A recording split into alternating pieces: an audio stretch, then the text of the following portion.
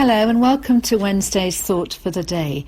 The readings are from Psalm 119, 1 Samuel 11 and Luke 22. Please take time to read them if you haven't done so already.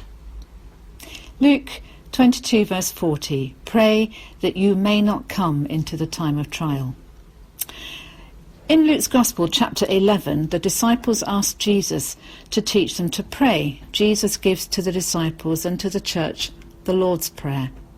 In Luke's account, the final line in the most reliable manuscript is, "And do not bring us to the time of trial."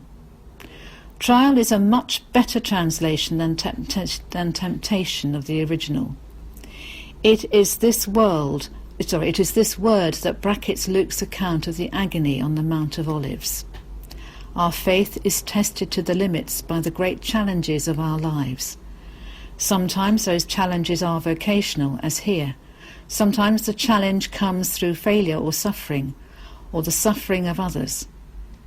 We are not called to see the terrible things as from God or of God, but we are called to find God's path through them. We see the humanity of Jesus here more clearly than at any point in the story of the Passion.